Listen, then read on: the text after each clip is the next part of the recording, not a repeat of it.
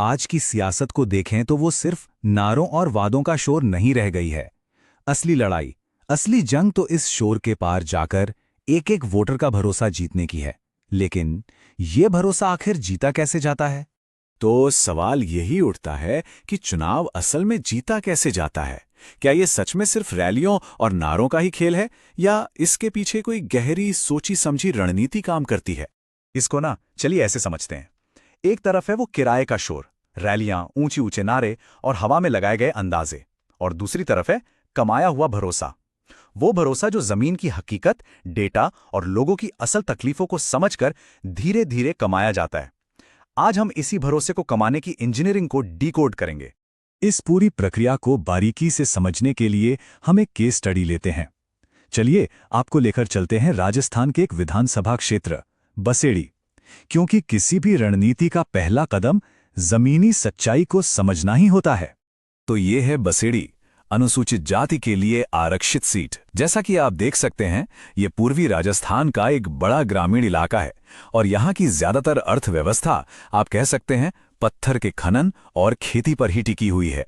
अब जरा यहाँ के सियासी गणित को समझने के लिए आंकड़ों पर नजर डालते हैं। 2023 के हिसाब से यहाँ कुल वोटर्स की संख्या थी 2,03,000 से भी ज्यादा। और दिलचस्प बात यह है कि इन वोटर्स में से 90% आबादी गांव में रहती है।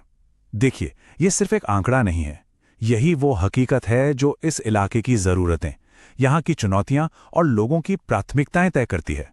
अब इसे देखिए, पूरे जिले में करीब 50,000 लोगों का रोजगार सिर्फ और सिर्फ पत्थर खनन पर निर्भर है। सोचिए, जब किसी एक ही इंडस्ट्री पर इतनी बड़ी निर्भरता हो तो यह साफ इशारा है कि वोटर्स की सबसे बड़ी चिंताएं कहां से आ रही होंगी। और यहीं पर हमें यह याद रखना जरूरी है कि हर नागरिक का सम्मान उनकी आजीविका से जुड़ा है। ये एक संवैधानिक मूल्य है कि हम लोगों की बात सुनें, उनकी परेशानियों को समझें और एक जिम्मेदार संवाद स्थापित करें। अब जरा यहाँ के सामाजिक ताने बाने को समझते हैं। आबादी का लगभग 21% अनुसूचित जाति से है और करीब 16% अनुसूचित जनजाति से। और क्योंकि ये एक आरक्षित सीट है, ये आंकड़े सियासी समीकरणों के बिल्कुल केंद्र में आ जाते हैं। ठीक है, तो अब हमारे पास कुछ शुरुआती आंकड़े हैं, लेकिन सिर्फ कच्चे आंकड़े, रॉ डेटा किसी काम का नहीं होता जब तक कि उसे समझने और उसमें छुपे हुए पैटर्न को खोजने का कोई फ्रेमवर्क ना हो।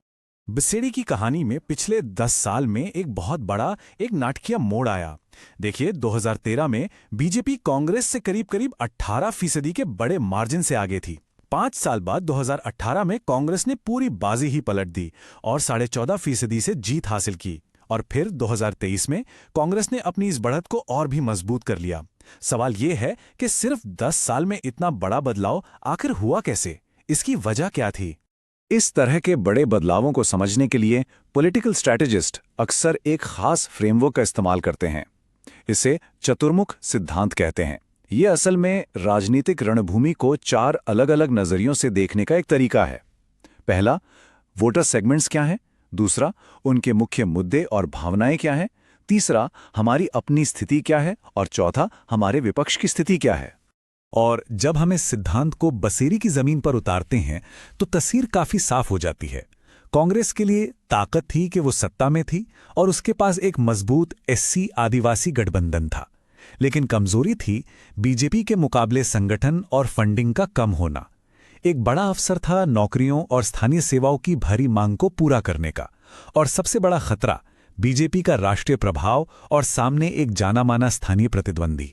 चलिए अब एनालिसिस से एक्शन की तरफ बढ़ते हैं। देखते हैं कि इन सारी जानकारियों को एक ठोस एक्शन लेने लायक प्लान में कैसे बदला गया।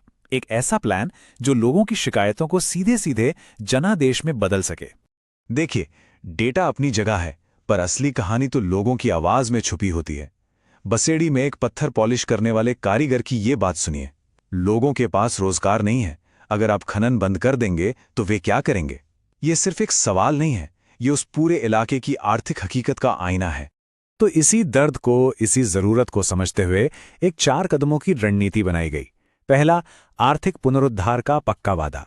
दूसरा, कल्याणकारी योजनाओं की टारगेटेड डिलीवरी, मतलब सही लोगों तक सही मदद पहुंचे। तीसरा, लोगों से सीधा संवाद, सीधा जुड़ाव। और चौथा, अपने नैरेटिव को, अपनी बात को मजबूती से रखना और विपक्ष के प्रचार का जवाब देना। आप देख सकते हैं, हर कदम लोगों की जरूरतों से सीधे जुड़ा हुआ था। अब हम इस पूरी स्ट्रैटेजिक प्रक्रिया के आखिरी और शायद सबसे जरूरी हिस्से पर आते हैं, एक आधुनिक नेता का निर्माण। और यहां एक बहुत गहरी बात समझने की है कि रणनीति कोई बेजान कागजी दस्तावेज नहीं होती। असली रणनीति एक जीता जागता इंसान होता है। यह सिर्फ एक प्लान की नहीं, बल्कि उस प्लान को जमीन पर उतारने वाले एक डायनामिक व्यक्ति की कहानी है। और इसी सोच से जन्म होता है एमएलए एजेंट के कॉन्सेप्ट का। ये कौन है? ये एक ट्रेंड पॉलिटिकल असिस्टेंट है जिसके पास निर्वाचन क्षेत्र का पूरा डेटा प्रोफाइल है।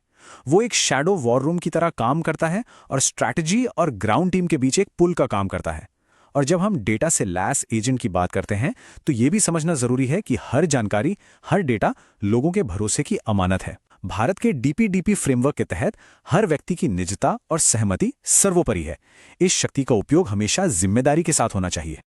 आखिर में ये पूरी प्रक्रिया, ये सारी मेहनत सिर्फ एक ही लक्ष्य के लिए है, गहरी समझ को, इनसाइट को एक ठोस जनादेश में बदलना।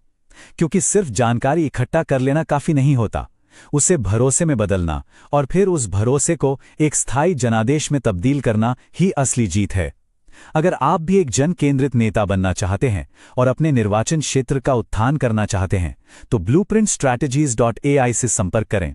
हमें mgr@blueprintstrategies.ai पर ईमेल करें या 08042041602 पर कॉल करें। राजनीति से परे एक उद्देश्य।